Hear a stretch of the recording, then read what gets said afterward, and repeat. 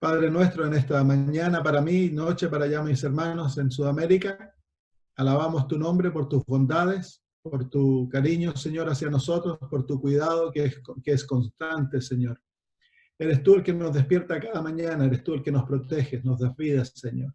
Nos permite, Señor, caminar contigo, conocerte, eres tú el que nos llamas a la oración, al estudio de tu palabra, a amarte, Señor. Sin ti no somos nada.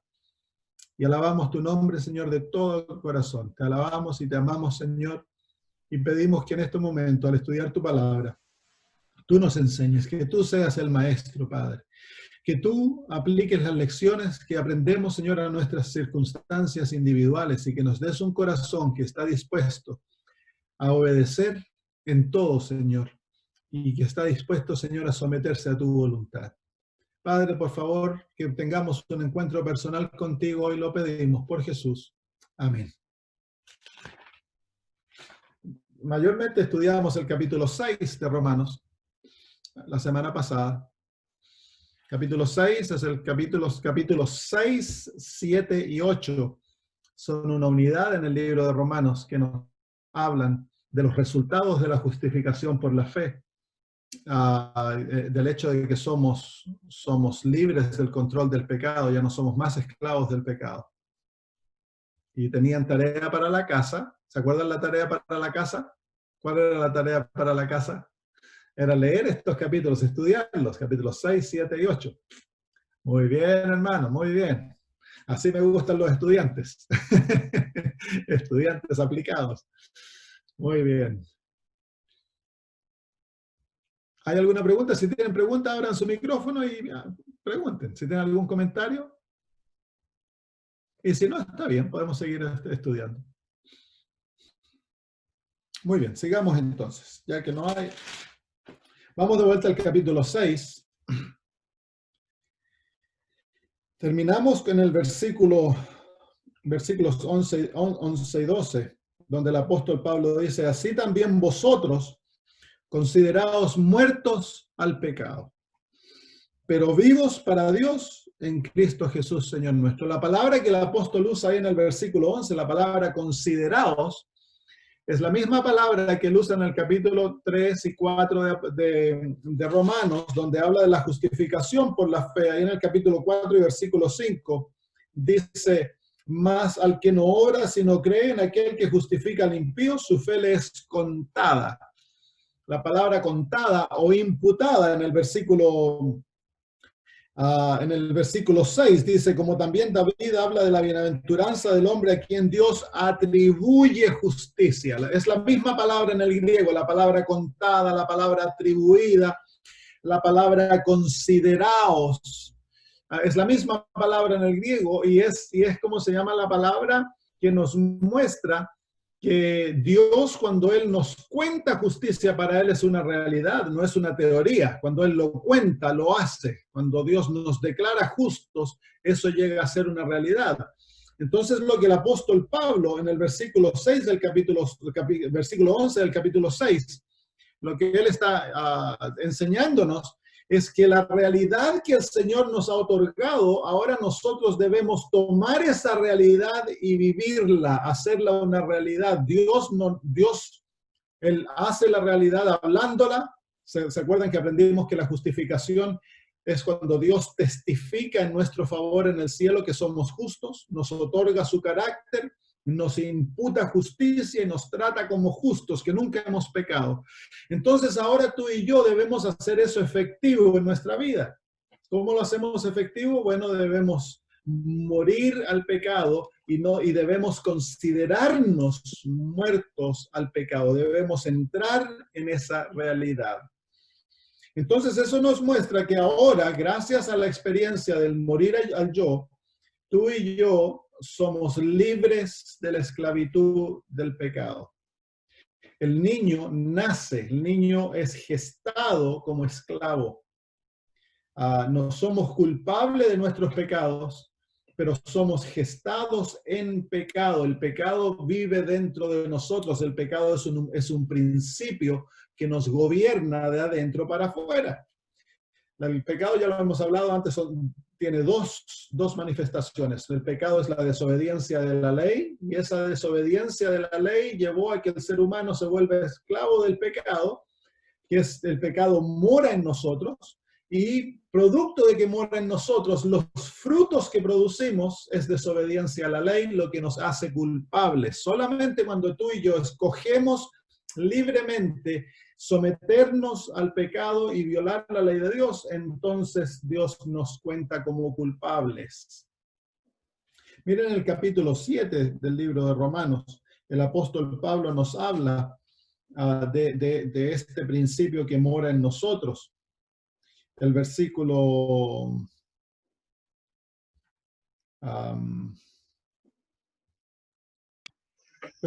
14 en adelante dice, porque sabemos que la ley es espiritual, mas yo soy carnal, vendido al pecado.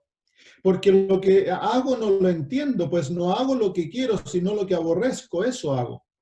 Así lo que no quiero, esto hago, apruebo que la ley es buena. De manera que ya no soy yo quien hace aquello, sino que el pecado que mora en mí. Y yo sé que en mí, es en mi carne, no mora el bien, porque el querer el bien está en mí, pero no el hacerlo.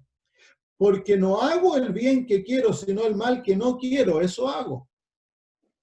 Y si hago lo que no quiero, ya no lo hago yo, sino el pecado que mora en mí. Así que claramente el apóstol nos muestra de que el pecado mora en nosotros, así que el pecado nos controla de adentro para afuera. El asiento del pecado es el yo, es ahí donde mora y nos gobierna. Entonces somos esclavos, pero ahora a través de la experiencia de la justificación, de morir al yo, de unirnos con Cristo Jesús, de nacer nuevamente, ahora somos libres del pecado. Pero a veces no pareciera eso. A veces pareciera de que seguimos siendo esclavos del pecado. Incluso dentro de la iglesia se han inventado teologías que excusan el pecado. Dicen que, bueno, por el hecho de que el pecado mora en nosotros, nosotros nunca vamos a vencer el pecado hasta que Cristo venga. Cuando Cristo venga, nos va a dar la victoria sobre el pecado porque nos va a dar una nueva naturaleza. Mientras nosotros tengamos la naturaleza que tenemos ahora, no va a ser posible vencer el pecado. Eso es falso. Eso es una teoría falsa, porque ya el Señor nos muestra de que no somos esclavos al pecado y que ahora nosotros podemos enseñorearnos de la tentación, del pecado. Versículo 11, así también, capítulo 6, versículo 11, así también vosotros considerados muertos al pecado, pero vivos para Dios en Cristo Jesús, Señor nuestro. ¿Qué significa considerarnos muertos? Bueno, si el señor González está muerto, él no puede pecar. Si él está vivo, sí peca, pero si él está muerto, no puede pecar. Y ese es el problema, es que nosotros estamos vivos a nosotros mismos. Queremos complacer nuestros deseos. Cuando los apetitos se levantan, entonces nosotros nos subyugamos a ellos. Cuando tenemos las debilidades nos controlan y todo eso. El problema es que nosotros desde pequeñitos hemos aprendido a satisfacernos a nosotros mismos. Y ese es el problema. Por eso la hermana White dice que la batalla contra el yo es la batalla que más grande que alguna vez se haya peleado. Es la batalla contra el yo. Versículo 12. No reine pues el pecado en vuestro cuerpo mortal. No reine pues el pecado. Se fijan ahora que es nosotros que permitimos, antes éramos esclavos del pecado, no tenías opción. El pecado te controlaba como deseabas, pero no ahora. Él dice, no reine pues. Eres tú el que decide si el pecado va a reinar o no.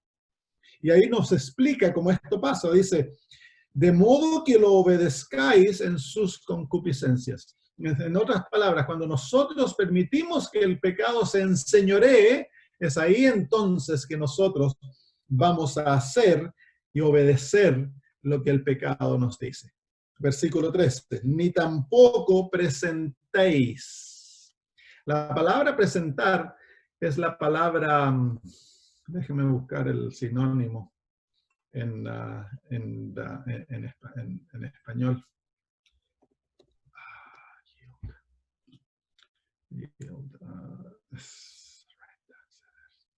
Es cedernos, yes, ceder. dejarse, sí, ya.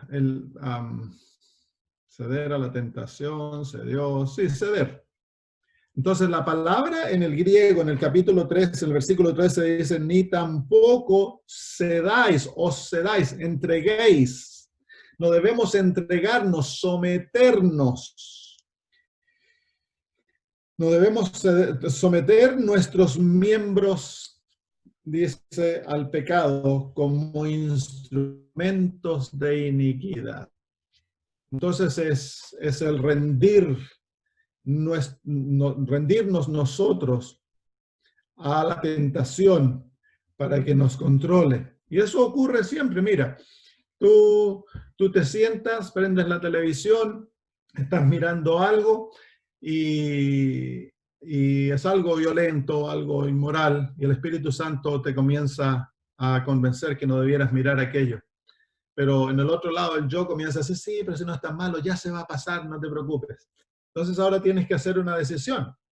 ¿Vas a someterte o vas a oponerte? Y decir, no, esto yo no lo puedo ver, como José. ¿Se acuerdan como José? José, ¿qué fue lo que hizo? Cuando fue tentado por la mujer, él soltó su saco y salió corriendo. Esa es la manera de vencer la tentación. Él no se sometió, él no parló con la tentación, él simplemente se arrancó.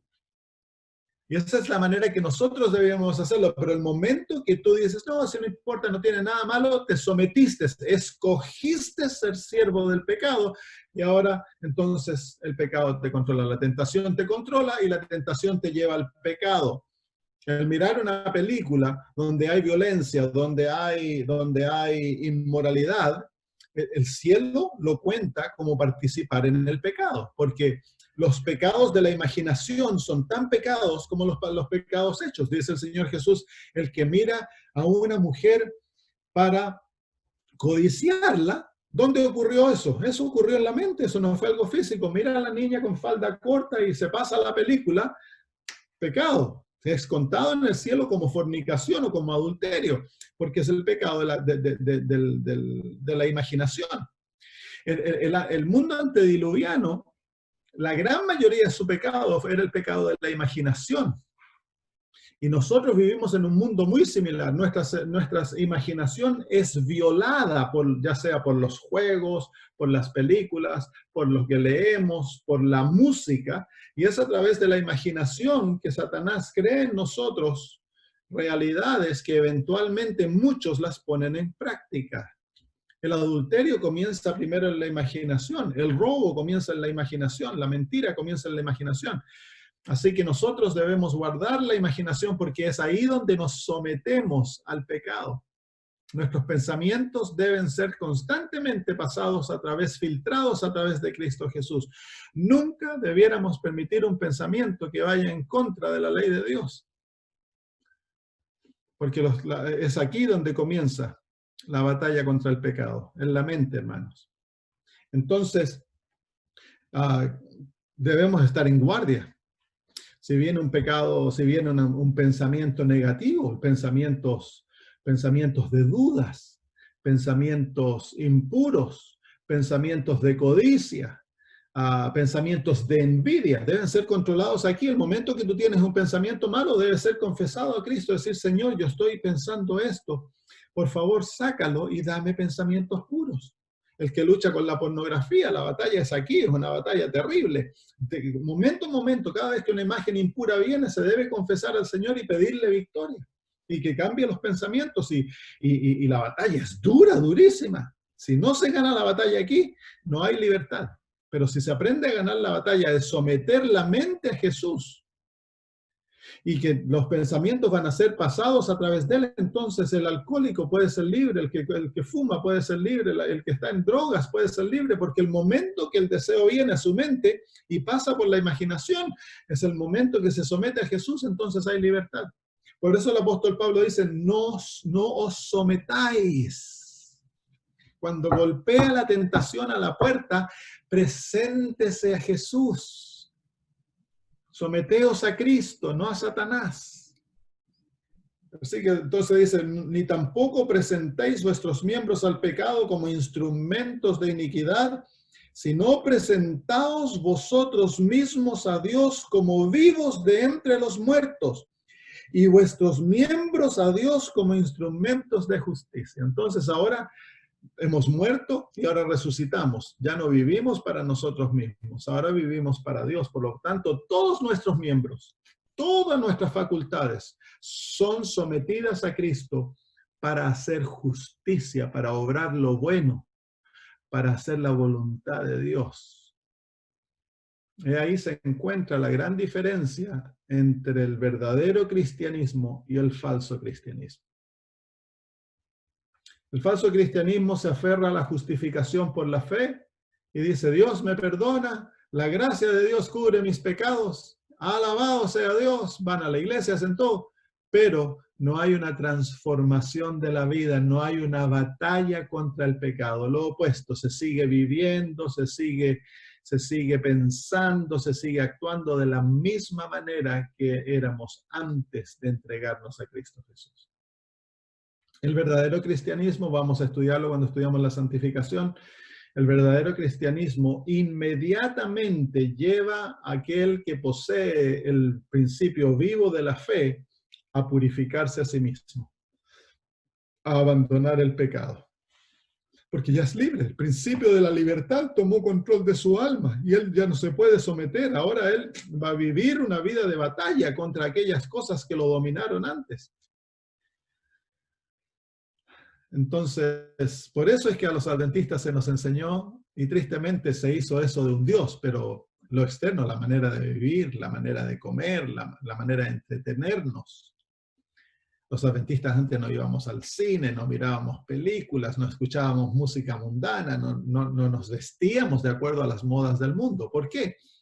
Porque es el principio de aplicar en forma práctica la conversión era algo natural. Tristemente, ahora, en gran manera eso se ha abandonado dentro de la iglesia adventista, pero se ha abandonado por el hecho de que por mucho tiempo se obligó, se enseñó a vivir, a vestirse y a hacer estas cosas sin una verdadera experiencia en el corazón. Entonces la gente se sentía forzada a hacer eso. Y entonces cuando el liberalismo comenzó a tomar control de la iglesia y ya cambiaron las normas y todo eso, entonces todos lo echaron para afuera, porque el corazón no estaba sometido a Cristo. Pero cuando el corazón está verdaderamente sometido a Cristo, el corazón naturalmente va a anhelar vivir una vida de obediencia al Señor. Muy bien, vamos al versículo 14. ¿Hay alguna pregunta en cuanto a estos versículos?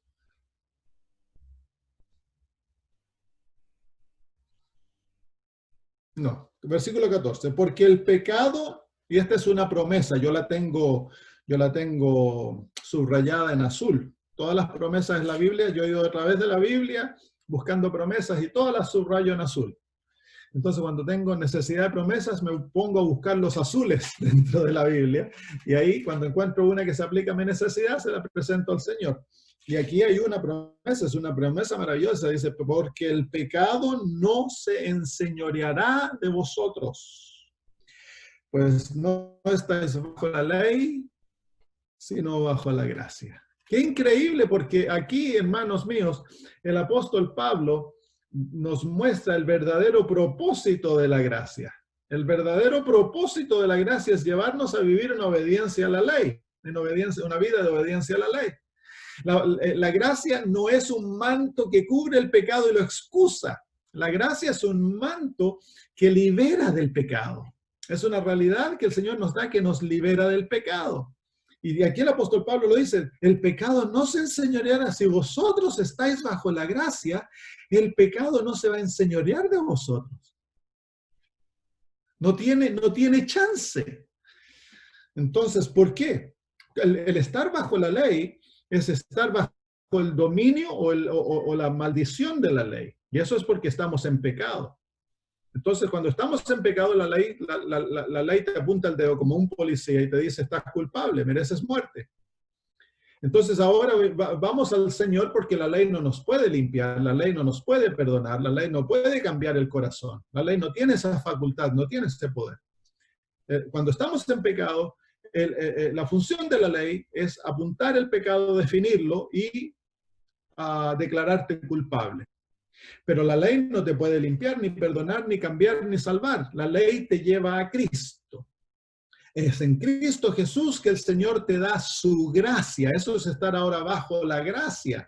Y a través de la gracia el Señor nos justifica, nos limpia de pecado, nos perdona, morimos en Cristo Jesús, nos unimos a Jesús, somos llenos de su Espíritu, el principio del amor toma control de nuestro corazón. Y ahora vivimos bajo la gracia, en la realidad de la gracia, que es una nueva realidad, es el reino de Dios. Y en esa realidad ahora el pecado no se enseñorea de nosotros. No se enseñorea de nosotros. Así que ahí tenemos promesa. Cuando estás pasando por problemas de lucha con el pecado, preséntale esta promesa al Señor y dile, Señor, tú has prometido, el pecado no se enseñoreará de mí porque yo estoy bajo tu gracia, Señor. Tienes que darme la libertad. Quita el deseo, Señor. Dame el poder para vencer. No importa cuánto tiempo te cueste vencer un pecado, presenta siempre lucha. Nunca te sometas. Nunca lo excuses. Nunca digas esto es bueno sabiendo que es malo. Nunca le cierres el ojo al pecado porque el pecado es un principio asesino. Si tú lo excusas, te va a matar, te va a destruir, te va a controlar, te va a hacer esclavo nuevamente. Versículo 15. ¿Qué pues? ¿Pecaremos porque estamos bajo la ley? ¿Porque no estamos bajo la ley, sino bajo la gracia? En ninguna manera, dice el apóstol Pablo. ¿No sabéis que si os sometéis a alguien, aquí está la palabra, la misma palabra que en el versículo 13 dice presentéis, es la misma palabra en el griego, sometéis, es la mejor traducción. ¿No sabéis que si os sometéis a alguien como esclavos para obedecerle, sois esclavos de aquel a quien obedecéis, sea del pecado para muerte o sea de la obediencia para justicia? Aquí hay un principio muy importante. Cuando tú te sometes a alguien, eres esclavo de aquella persona. Entonces, por eso es tan importante de someternos a Cristo y no al pecado. El rendirse al control del pecado, levantar las manos y decir, bueno, no importa, si yo nunca voy a vencer esto, te sometiste, te entregaste y vas a obedecer como esclavo al pecado. No puede haber libertad si tú te sometes voluntariamente. Entonces debemos, hermanos, batallar constantemente a los rasgos de carácter que no son como Cristo Jesús. No debemos excusarlos. Hábitos que son en contra de la voluntad de Dios, no debemos excusarlos, debemos batallar. No importa que la sociedad lo acepte, no importa que los hermanos de iglesia lo hagan, no importa, hermanos, si lo que a nosotros vale lo que la Biblia y el Espíritu de profecía enseñan. Cuando nosotros descubrimos que algo que yo estoy haciendo va en contra de la voluntad de Dios, inmediatamente nosotros debemos ponernos en batalla contra eso. Sea lo que sea.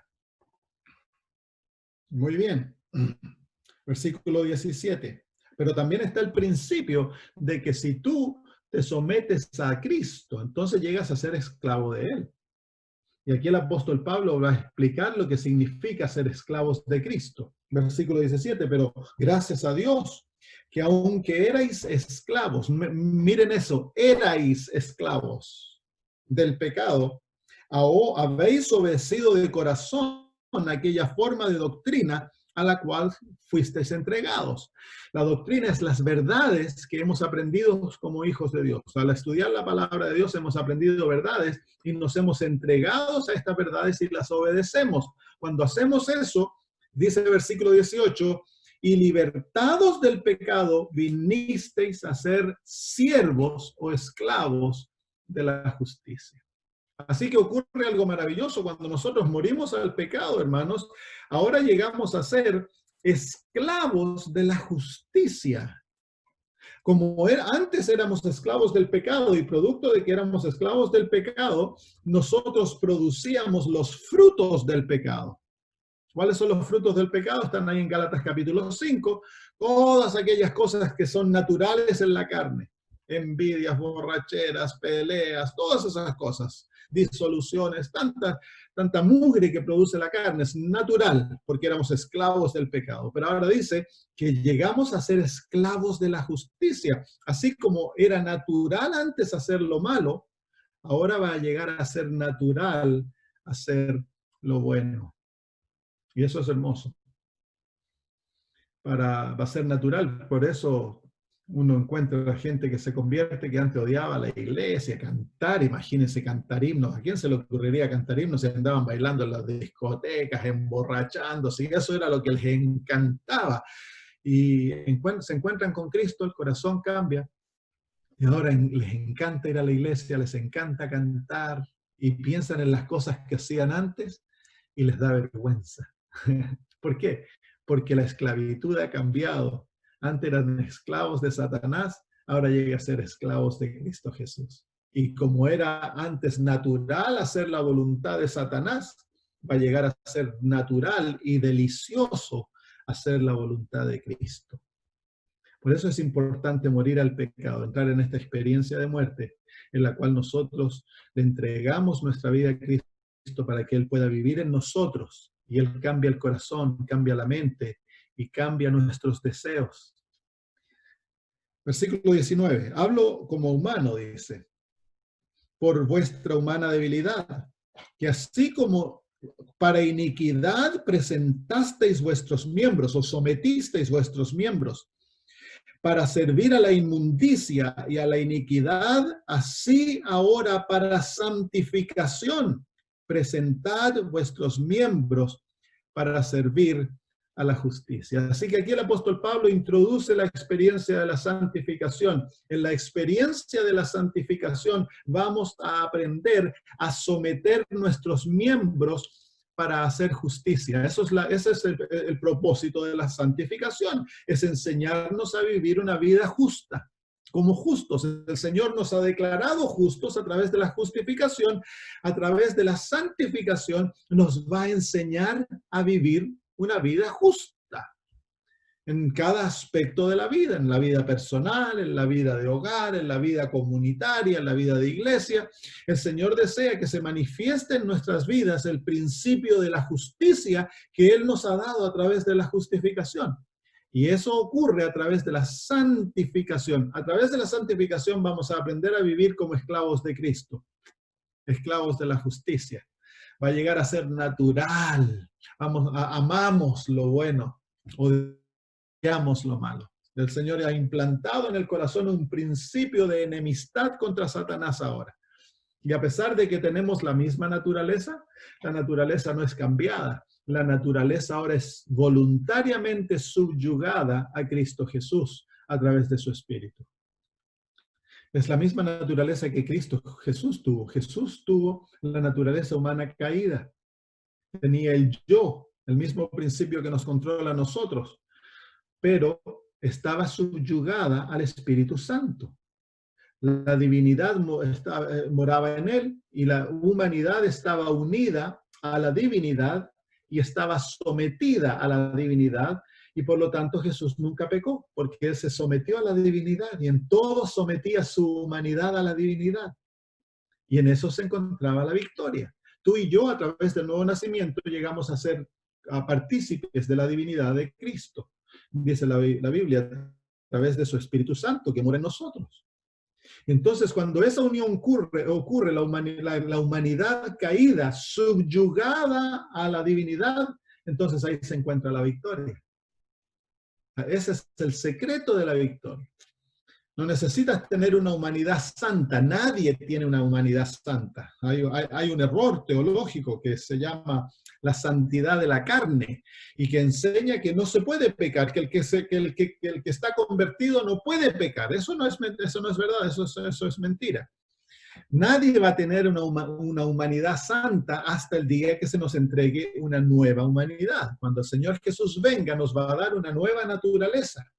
Entonces ya no vamos a tener una naturaleza con tendencias al mal, con deseos al mal. Pero mientras estemos en este mundo vamos a tener aquello, porque tú has desarrollado tu naturaleza caída hasta lo máximo y esa naturaleza caída siempre te va a estar causando problemas. Pero no quiere decir que tú tienes que someterte a ella para pecar. si aprendes a someterte a la naturaleza divina que mora en ti a través del Espíritu Santo. Cuando eso ocurre y aprendemos el secreto de someternos a Cristo, al Espíritu Santo, y caminamos en el Espíritu, no en la carne, entonces obtenemos victoria. Obtenemos victoria. Muy bien, versículo 20. Porque cuando erais esclavos del pecado, erais libres acerca de la justicia. Pero ¿qué fruto teníais de aquellas cosas de las cuales ahora os avergonzáis? ¿Cuál era el fruto de aquellas cosas? El apóstol Pablo habla de los frutos en Gálatas 5.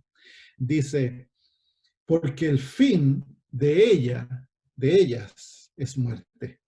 Mas ahora que habéis sido libertados del pecado y hechos siervos de Dios, tenéis por vuestro fruto la santificación y como fin la vida eterna. Porque la paga del pecado es muerte, mas la dádiva de Dios es vida eterna en Cristo Jesús, Señor nuestro. Versículo 22 es importante, es una promesa. Nuevamente una promesa, dice, mas ahora que habéis sido libertados del pecado y hechos siervos de Dios, tenéis por vuestro fruto la santificación. Así que la santificación es un fruto de la justificación. Y como fin, la vida eterna. Como fin, la vida eterna. Así que gracias a Dios hemos llegado a ser siervos. Es por eso que el apóstol Pablo se llama a sí mismo siervo de Cristo Jesús. Y el verdadero cristiano es un siervo de Cristo. Por eso que a los 144,000 se los llama siervos. ¿Quién es un siervo? Un siervo es alguien que no tiene voluntad propia. El siervo se ha sometido a la voluntad de su Señor y hace la voluntad de su Señor, no de sí mismo. El siervo no se puede levantar en la mañana y decir, ok, bueno, hoy día me tomo un cafecito, me tomo un mate. El siervo no hace eso. El siervo toma lo que el Señor le dice. El siervo no puede decir, bueno, hoy día voy a ir a comer al restaurante, a lo mejor hoy día me quedo en la cama más largo tiempo. No, el siervo hace lo que el Señor le dice. Él vive para hacer la voluntad de su Señor. Es lo mismo con el cristiano. El cristiano ha de hacer lo que Dios dice. Le guste o no le guste. Es la voluntad de Dios que es suprema en nuestras vidas. Y eso llega a ser una realidad a través de la experiencia de la muerte. ¿Se acuerdan que la cruz significa una sumisión completa a la voluntad de Dios? Nos sometemos a Él. En todas las áreas de la vida, lo que comemos, lo que tomamos, lo que nos vestimos, toda área de la vida, ahora vamos a hacer lo que Dios desea. Muy bien, ¿tienen alguna pregunta entonces en cuanto a morir al pecado? En el griego no hay diferencia entre la palabra siervo y la palabra esclavo. Es la misma palabra. Simplemente la traducen siervo para quitar el impacto de la palabra que Pablo está usando. Pablo está usando una palabra fuertísima para ejemplificar lo que significa ser cristiano. El cristiano ha perdido su voluntad. Si nos consideramos nosotros muertos a nosotros mismos, entonces hemos entregado nuestra voluntad para hacer la voluntad de Dios y vivir para hacer la voluntad de Dios. Eso significa ser esclavo a la voluntad divina. Ahora, somos esclavos de libertad porque el Señor nos hizo libre y el Señor no tiene esclavos de la manera que los esclavos eran. El Señor da libertad, da gozo, pero el Señor desea de que nosotros no consideremos como opción el hacer nuestra propia voluntad. Ahora, el secreto, ¿de qué manera nosotros luchamos contra la tentación, contra el pecado? El secreto, cuando nosotros hablamos de luchar, es, bueno, apretar los dientes y no importa lo que pase, aquí yo peleo. Eso no es, en la vida cristiana, el luchar, el apóstol Pablo nos ha dado el secreto, es someterse. Entonces, cuando Satanás me ataca, yo en vez de confrontar a Satanás, yo me someto a Cristo. Y en la sumisión a Cristo, en el morir al yo, Satanás perdió su poder. El problema es que cuando yo trato de vencer mis problemas con mis fuerzas, con mi sabiduría, entonces Satanás hace de mí lo que él quiere. Pero si yo me someto a Cristo y muero a mi propia voluntad, a mis propios deseos, entonces Satanás no tiene juego, perdió. Es como el gato que está tratando de comerse la laucha se hace la muerta. La última estratagema de la laucha para salvarse se hace la muerta y desconcerta al gato. El gato dice, ¿qué le pasó a la laucha? La espera. ¿Saben que ustedes que hasta el ratón o la laucha hasta deja de respirar y calma su corazón al punto casi de morir? Y el gato espera, está jugando un juego y eventualmente el gato se da vuelta para irse y la laucha sale arrancando. Se las ganó. Entonces, de la misma manera nosotros, el poder, nuestra batalla se encuentra a quién nos vamos a someter. ¿Nos vamos a someter a Satanás o nos vamos a someter a Cristo? Y ahí se encuentra la batalla. Entonces, el secreto de la victoria es sométete a Jesús. Cuando viene la tentación, sométete a Cristo, entrégate a Él, ríndete a Él para que Él haga su voluntad a través de ti y pueda cambiar los pensamientos, los deseos. Esa tentación que parece tan poderosa y que te ha controlado por tantos años, si vienes a Cristo y te sometes a Él, el Señor toma control y te cambia el deseo del pensamiento, el deseo del corazón, los deseos incluso los hábitos de comer. Todo el Señor puede cambiarlo y lo cambia de una manera tan maravillosa que viene de adentro para afuera. No es algo que es enforzado, sino que es algo que es voluntario, porque Cristo está obrando a través de tu voluntad. Entonces, en la sumisión se encuentra la victoria. Es interesante, ¿no? Ya, hermano Hernán, ya le doy la palabra. Que en la Biblia, en la vida normal, la sumisión es un signo de debilidad. En el mundo, someterte, rendirte es debilidad, pero en el reino de Dios, la sumisión y el rendimiento es signo de fortaleza, es señal de fortaleza, porque es Cristo Jesús ahora el que toma control y Satanás no te puede controlar. Yo hablé del hecho de que hay una teología falsa dentro de la iglesia que dice que vamos a seguir pecando hasta la segunda venida de Cristo. Claro. La verdadera enseñanza adventista enseña que Dios va a tener un pueblo libre y victorioso al momento que Cristo salga del santuario celestial, cuando se acaba la gracia. Ahora, yo enseño esto con mucho cuidado, hermanos. Yo se lo estoy enseñando en el contexto del morir a nosotros mismos. Y ahí es tan solo en eso podemos tener nosotros la victoria. Porque no es tú el que obtienes la victoria, es Cristo a través de ti en cooperación contigo. Tú cooperas con Él. Él es el que da la victoria, Él es el que da el poder, Él es el que obra en ti. Tú tienes que cooperar con Él a través de la sumisión, a través de la obediencia, a través de escoger lo que es bueno. ¿Por qué? ¿Por qué les digo esto? Porque dentro de la iglesia adventista, el área conservadora de la iglesia adventista, por muchos años se ha hablado de la victoria sobre el pecado y se ha enseñado como el perfeccionismo moral, como una condición para ser aceptos ante Dios. Y eso no es verdad. Nosotros somos aceptos cuando somos justificados y recibimos la salvación cuando somos justificados. Pero el Señor anhela darnos una victoria total.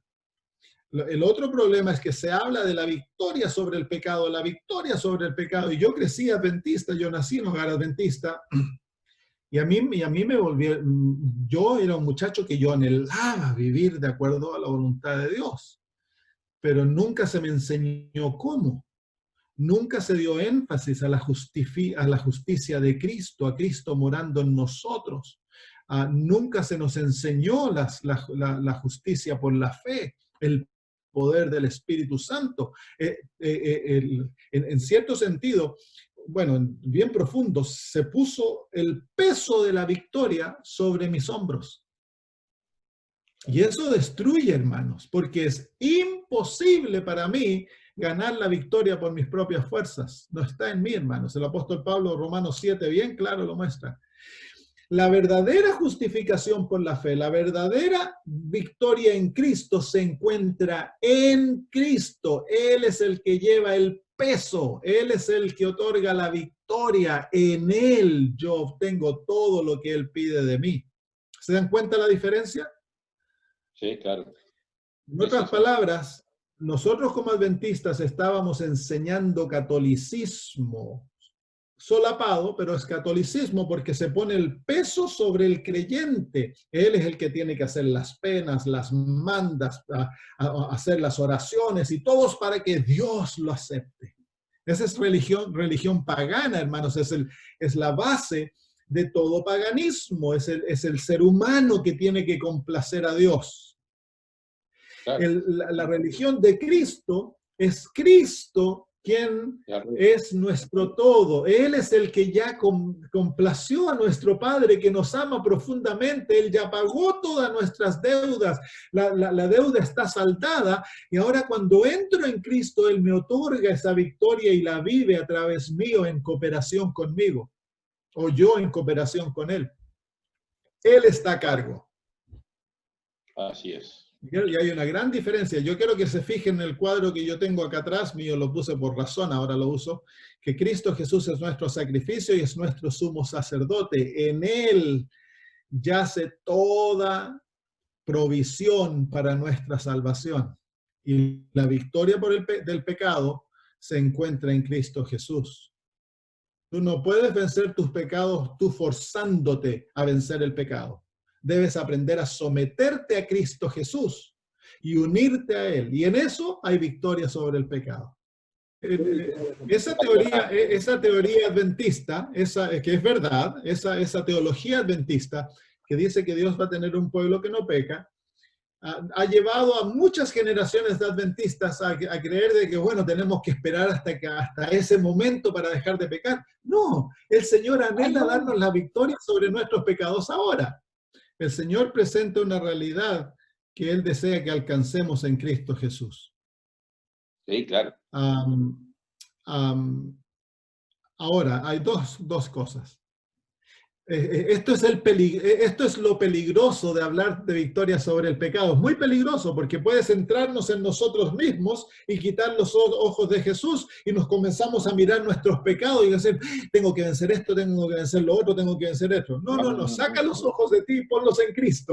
Sí, y fíjate en Cristo, que en Cristo Jesús tú ya eres acepto y eres tratado como el Padre, como que nunca has pecado ni que pecas.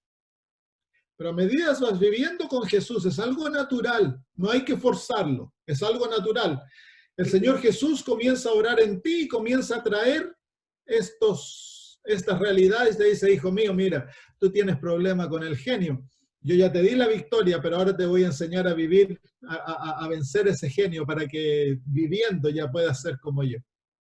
Entonces, de esa manera va ocurriendo. Eso es un proceso natural, no es un proceso forzado. Y la manera que vencemos el pecado es cuando nos sometemos a Jesús, cuando tú le dices, sí, Señor, yo tengo un problema con el genio. Por favor, perdóname y te pido que me des la victoria que ya obtuviste por mí. Muchas gracias por vencerlo. Ahora te agradezco porque yo ya no soy más enojón. En ti yo ya soy libre del enojo.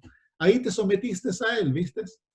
Entonces lo venciste, el Padre te declara que has vencido ese pecado. Ahora la implementación de aquello tomará tiempo, puede ser en forma milagrosa, así, pero Dios ya te declaró listo, estás vencido. Entonces vives en victoria, no vives en derrota.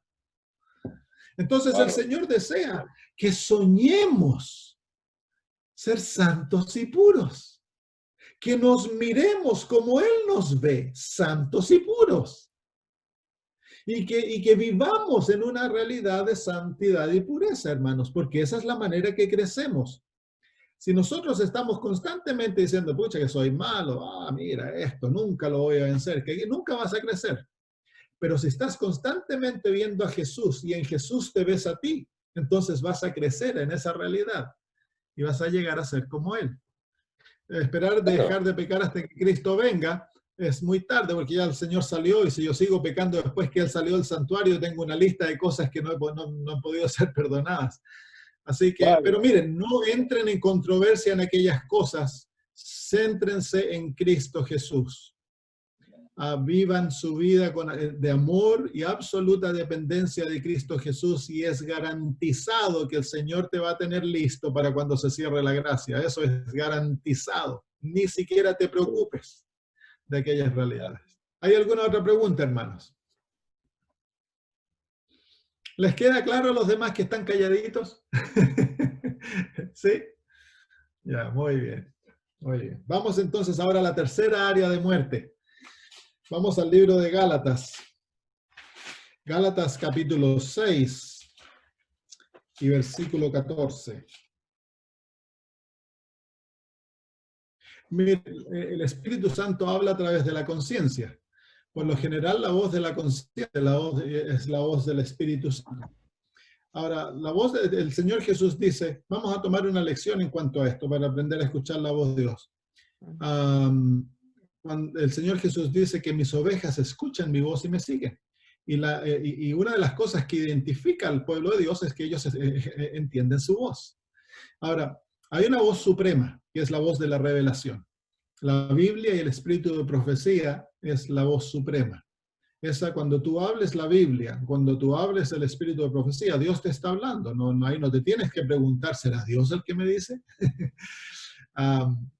Pero cuando tú escuchas, tienes una impresión en el corazón o en la mente. Yo a veces he escuchado la voz de Dios audible, 2 o 3 veces audibles, como que alguien me hubiera hablado en mi oreja. Pero por lo general son impresiones en la mente. Y si el alma está sometida y has aprendido a tener paz y tranquilidad en la presencia de Dios, la voz de Dios puede escucharse muy clara. Pero esa voz de la conciencia debe ser sometida a la autoridad de la voz de la palabra de Dios. En otras palabras, si algo que yo escucho, si algo que estoy impresionado va en contra de las palabras de Dios o del espíritu de profecía, entonces obedecemos lo que la Biblia y el espíritu de profecía dicen, no lo que yo creo. Por ejemplo, hay una niña me viene a hablar y dice, pastor, fíjese que estoy enamorada, me quiero casar. Ah, qué bueno, le digo, ¿y el chico es adventista? No es adventista. Ah, le digo yo, sí, pero el Señor quiere que me case con él. ¿Y cómo sabes que quieres que te cases con él? Le digo, porque yo oré y le pedí señales. Y las señales me mostraron que Dios quiere que yo me case con él. Ah, le dije. Entonces son señales falsas, le dije. ¿Por qué? Porque la palabra de Dios ya dice que Él no desea que te cases con Él. Ah, entonces le abren los ojos bien grandes. Ya sea señales, ya sea que caiga un rayo del cielo, que el sol se convierta azul si le pides a Dios que lo haga, y se convierte en azul, pero contradice su palabra. No, los milagros y las señales son falsas. Es lo mismo cuando nosotros escuchamos, así sea lo que creemos que es la palabra de Dios, y va en contra de lo que la Biblia dice, rechazamos esto y aceptamos lo que la palabra de Dios dice, porque Dios no se contradice. Entonces, esa es la prueba más certera. Ahora, si tú escuchas la palabra de Dios y no va en contra de las Sagradas Escrituras, no va en contra del espíritu de profecía, lo que tú conoces, las verdades, entonces ahora pruébalo, pues. Comienza a caminar con aquello y ve dónde te guía. Le dices, Señor, Señor, estoy impresionada que quieres que haga esto. Lo voy a hacer. Te pido que tú abras o cierres puertas de acuerdo a tu voluntad. Si esto no es tu voluntad, cierra las puertas, Señor. Pero si es tu voluntad, ábreme las puertas y muéstrame que eres tú el que me estás guiando. Lo pones a prueba, pues, porque hay que probar los espíritus. ¿Ya? Nunca, bueno, a no ser que, por ejemplo, yo una vez estaba orando y el espíritu me habló, me dijo, quiero que vayas a visitar a tal persona y le lleves este mensaje, años atrás. Así que paré de orar y me fui.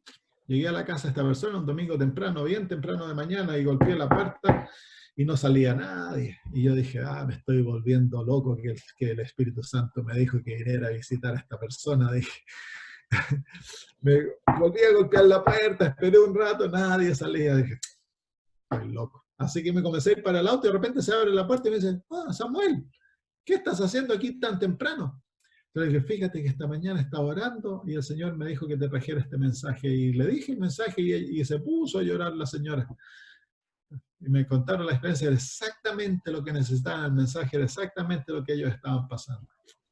Entonces, claro, cuando el Señor te impresiona, te dice, hace esto, anda a visitar a aquella persona, hazlo y ve cómo resulta. Y en el Antiguo Testamento, en el libro de Deuteronomio, hay consejos directos que no debe ocurrir. Matrimonios desiguales no deben ocurrir dentro del pueblo de Dios. Porque Dios es un Dios de misericordia y va a tratar de sacar lo bueno a pesar de los errores que nosotros cometemos. Pero si nosotros andamos buscando la voluntad de Dios, anda primero la Biblia y el Espíritu de Profecía, estudia lo que la Biblia enseña. Por ejemplo, le estamos hablando a un pentecostal acerca del sábado y él sí es impresionado, sí es verdad, le mostramos la verdad, y él luego te dice esto: yo voy a orar para ver si es la voluntad de Dios que yo guarde el sábado. Él no tiene que orar. Él tiene que orar para rendir su corazón y pedirle a Dios que le dé el poder para hacerlo, pero no tiene que orar para ver si es la voluntad de Dios. Él ya sabe lo que es la voluntad de Dios. Ha sido expresado aquí. El problema es de que nosotros hacemos esto. Yo voy a orar. ¿Por qué queremos orar? Porque no queremos hacer lo que Dios dice. ¿Por qué pedimos señal si ya sabemos lo que la palabra de Dios dice? Es porque no queremos hacer lo que el Señor quiere. Entonces queremos que el Señor se contradiga. Es como el profeta Balaam, perdón. Balaam, el Señor le dijo, no vas a ir. ¿Te acuerdas que le dijo? Y luego volvieron a venir y le ofrecieron más dinero. ¿Qué? Él se fue a orar nuevamente. Y Dios le dijo, vas. ¿Y qué le pasó al final a Balaam? Se perdió, fue destruido, producto de que fue en contra de la voluntad de Dios. Cuando Dios revela su voluntad, requiere que Él lo diga una pura vez, porque Dios no cambia. Si nosotros empujamos y empujamos para hacer nuestra voluntad, Dios lo va a permitir y vamos a tener que pagar nuestras consecuencias. Y dice la hermana de White de que el hogar mixto es un hogar donde nunca se levantan las sombras. Y yo como pastor he visto eso, cuán realidad es eso. Dios desea que aquellos que se casen, que el católico se case con el católico para que sean felices. Que el pentecostal se case con el pentecostal para que sean felices. El ateo con el ateo, porque Dios anhela que los que se casen sean felices, y que el adventista se case con el adventista, porque así tienen más chances de ser felices. Eso es lo que Dios desea. La voluntad de Dios es siempre para nuestra felicidad. Siempre. Siempre es para nuestra felicidad. En la obediencia se encuentra la felicidad, hermanos. El gozo de la vida se encuentra en obedecer a Dios. Porque Él desea lo mejor para ti. Ahora, si ofendí a alguien esta noche diciendo esto, yo no deseo ofenderte, no te conozco, pero estoy presentando lo que la Biblia dice y usando eso como ejemplo, para que veamos cómo encontrar la voluntad de Dios. La primera voluntad de Dios está siempre revelada en las Sagradas Escrituras. Si tú lo lees aquí, no necesitas hacerte más preguntas qué es la voluntad de Dios. Ahora, tu parte es someterte a aquella voluntad y hacer lo que Dios dice. Amén.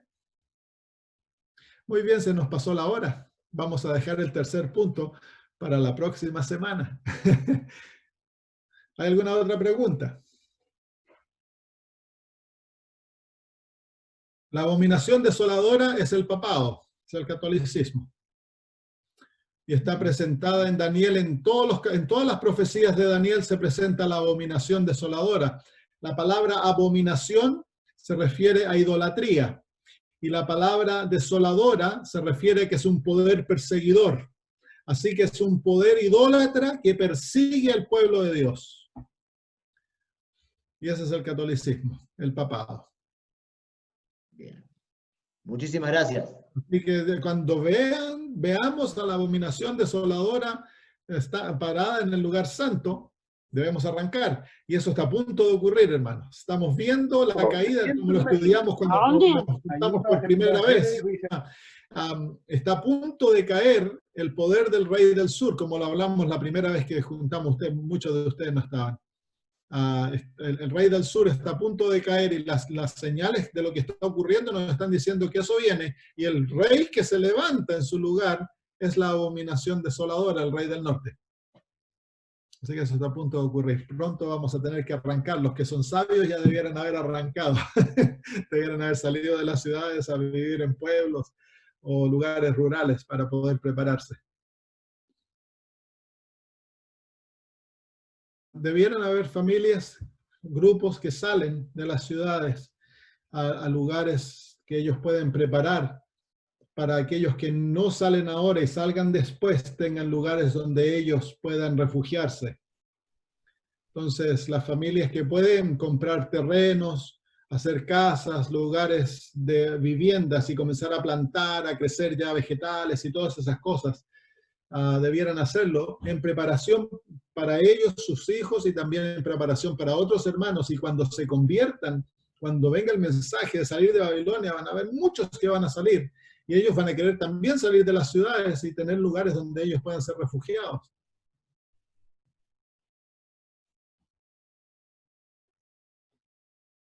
Así que eso es lo que se debe hacer. Y no debemos olvidar las ciudades, no nos debemos ir tan lejos que no podemos volver a trabajar en las ciudades. Debemos irnos a lugares de refugio, pero volver a trabajar en las ciudades de afuera. Debemos seguir trabajando en las ciudades de afuera para poder predicar el último pregón. Pero hay que salir, hermanos. Viene un tiempo terrible, especialmente a los que están en las ciudades. Va a ser terrible. Terrible. Dice la hermana Guay que va a llegar el tiempo que miles de ciudades van a ser destruidas. Van a quedar otras ciudades, van a haber ciudades que eran pobladas y van a quedar casi vacías producto de la enfermedad. Así que lo que hemos visto ahora con la pandemia, esto no es pandemia, hermano, vienen reales pandemias, vienen cosas terribles. Debiéramos volvernos inteligentes en el uso de remedios naturales. Lo que la hermana de White habla, la medicina misionera, la habla ella. Porque va a llegar tiempos en que va a haber gran necesidad de gente que atienda a los enfermos, hermanos. ¿Cómo podrían ustedes ayudar a los que están con el COVID? Los adventistas debiéramos saber cómo ayudar a los vecinos que están enfermos de COVID-19, el COVID-19. Ir a hacerles tratamientos para ganarles el corazón y hablarles del evangelio. Si el virus, este virus es muy fácil de tratar, muy fácil, es un virus nomás.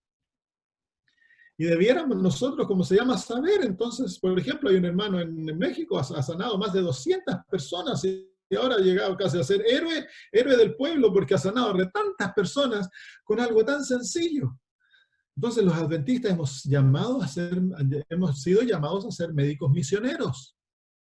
¿Y de dónde sacamos el conocimiento del Espíritu de Profecía? Lean los libros del Espíritu de Profecía y ahí se nos dan las maneras que hemos de vivir, la manera que hemos de tratar las enfermedades y todo eso. Y Dios ha dado ese conocimiento específicamente para el tiempo del fin, porque eventualmente, hermanos, van a llegar los momentos en que la medicina normal va a quebrar, van a haber tantos enfermos, van a haber tantos casos como en muchos países con el asunto del virus. Los hospitales no pueden dar abasto, la gente se está muriendo en las calles. En Bolivia me decía una hermana que en su ciudad la gente, el hospital no puede albergarlo, la gente se está muriendo en las calles. En Perú me contaban una hermana de que ponen a los enfermos afuera, los muertos afuera. Los tiran afuera y si no los levantan, la gente quema los cuerpos ahí en las calles para que ellos no sean infectados. Entonces, y los adventistas tenemos el conocimiento de cómo tratar estas cosas. Y Dios nos ha dado conocimiento para poder acercarnos a las personas y ganarles el corazón, ministrar a sus necesidades, y cuando les ministras a sus necesidades, entonces le ganas el corazón y ellos van a querer escuchar el mensaje que tú tienes. Entonces háganse inteligentes, comiencen a estudiar la medicina natural que Dios nos ha dado como legado a la iglesia adventista. Hace unos años atrás, aquí en Australia, en un colegio naturista, no adventista, naturista, se condecoró a Elena de White como la pionera más grande de la medicina natural moderna. A Elena de White. Así que, y los adventistas no practicamos eso. En nuestros hospitales se practica solamente la medicina convencional, la medicina alopática. Pero Dios no nos dio como legado la medicina alopática. Dios nos dio como legado la medicina natural, hermanos. Y debiéramos ser inteligentes. Como se lo sabían ustedes de que en los primeros años de la historia de la iglesia adventista teníamos un hospital muy grande en Estados Unidos. Y hasta ese hospital incluso llegó a venir el presidente de los Estados Unidos de Norteamérica, vino a ser tratado. Tenía tanta influencia ese hospital, hacían sanidades maravillosas y llegó a tener una influencia tan grande. Ese es el deseo de Dios, hermanos. Cuando tienen enfermedades así, ver los adventistas, ellos refugiarse y olvidarse del vecino, nosotros inmediatamente debiéramos salir a ayudar a los demás. Yo les enseñé en mi iglesia, cuando comenzó esto, yo les hice un curso de cómo tratar las enfermedades con medicina natural. Si ellos se enferman, ¿cómo te sanas tú del virus si te enfermas? Tienes el sol, tienes el agua, tienes vitaminas, tienes la alimentación. Un adventista no se debiera morir por un virus. Si un virus es fácil de derrotar, sea cual sea el virus. Pero bueno, eso lo dejamos para otra época, para otro tiempo. El pastor Doug Batchelor no es disidente. El pastor Doug Batchelor es un pastor de la iglesia adventista. Él trabaja para la iglesia adventista y tiene un ministerio llamado Amazing Facts. Así es. Que es un ministerio aceptado por la conferencia general. Trabajan mano en mano con la conferencia general. Él no es disidente. El problema es, hermanos, de que en Sudamérica y aquí en Australia también, cualquier persona que comience a obrar en forma libre, a predicar el evangelio que Dios nos llamó, a hacer la obra que Dios nos ha dado, sin obtener permiso oficial, se los llama disidentes, pero eso no es verdad. A mí me llamarían disidente, y aquí en Australia tristemente me llaman disidente, a pesar de que yo soy 100% fiel a la iglesia, pago mis diezmos a la iglesia, soy miembro de la iglesia, pero porque el Señor me llamó a vivir por fe y a no recibir salario y ir donde Él me envía. Muchos me han llamado disidente, pero yo no soy disidente, no tengo espíritu disidente, no tengo espíritu separatista, nada. Yo amo las verdades y amo al pueblo. Ahora, hay movimientos disidentes peligrosos, sí. Y hay que tener cuidado cuando tú escuchas movimientos que andan tildando a la iglesia de Babilonia y lo único que hacen es hablar de los pecados de los dirigentes y eso es todo lo que hablan y tienen posiciones extremas, entonces hay que tener cuidado con ellos. Eso sí, pero por ejemplo, al pastor Stephen Bohr se lo clasificó como disidente porque él se opuso a la ordenación de la mujer.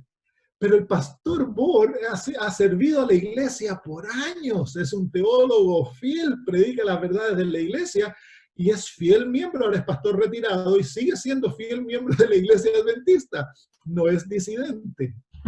Movimientos disidentes son movimientos que crean división, que crean posiciones extremas y que se dedican a tildar a la iglesia de maneras que no debiéramos andarla llamando ni tildando. Algunos andan enseñando otras cosas, algunos tienen posiciones fanáticas. Por ejemplo, hay movimientos antitrinitarios dentro de la iglesia que enseñan de que Jesús es un ser creado, que no hay Espíritu Santo. Ese es un movimiento disidente. ¿Cómo se llama? Hay movimientos que andan enseñando, que andan poniéndole fecha a la segunda venida de Cristo, fecha a ciertos cumplimientos de profecías. Esos movimientos, ¿cómo se llama? Son teorías falsas. Si andan apuntando a que la iglesia, que la organización es Babilonia y que enseñando los pecados y faltas de algunos de nuestros dirigentes, hay que tener mucho cuidado con eso. Ok, pastor, muchísimas gracias. Mucho cuidado por eso. Mira, yo he visto tanta gente que se ha ido, se ha perdido producto de esto, que es triste. Sigue a Cristo y sigue las verdades que Dios nos ha dado como un pueblo. Ama a tus pastores, ama a tu iglesia, ama a los dirigentes, siempre consciente de que son tan seres humanos como tú y tienen tantos defectos como tú. Muy bien, ¿qué les parece si oramos? Padre eterno, gracias por darnos el maravilloso mensaje que hemos sido libres del pecado, Señor. Ya no somos más esclavos. Y que en Cristo Jesús hay completa limpieza. Nuestros pecados no tan solo han sido pagados y nuestra cuenta saldada y la victoria de Cristo nos ha sido otorgada. Qué gozo podemos tener en Jesús. Pero también, Señor, tenemos la maravillosa seguridad que el pecado no se enseñoreará de vosotros, pues no estáis bajo la ley, sino bajo la gracia. Gracias por aquella promesa. Enséñanos, Señor, día a día a someternos a ti, Señor. Someternos a la justicia, someternos a lo bueno. Y, Señor, resistir al diablo de todo corazón para que él huya de nosotros. Enséñanos, Señor, a morir día a día, a vivir una vida, Padre, de unión contigo, de unión con Jesús. Que nuestra voluntad esté, Señor, sometida en tu voluntad. Y que seas tú el que obres en nosotros, tanto para el querer y el hacer, de acuerdo a tu maravillosa voluntad. Bendice a mis hermanos allá, Señor, donde estén, en Ecuador, en Chile, en Argentina. Guíalos, Padre, dales poder del cielo para ser verdaderos cristianos, que brillen por ti, que sus caracteres, Señor, refuljan en el medio de un mundo oscuro, que sean, Señor, gente que haga buenas obras, que se preocupen de sus vecinos, de las personas pobres, necesitadas, para que así tu nombre sea exaltado en el medio de este mundo que no te conoce. Gracias, Señor. Y hasta el próximo martes, cuando nos juntamos nuevamente, si es tu voluntad, protégenos y guíanos. En el nombre de Jesús lo pedimos. Amén.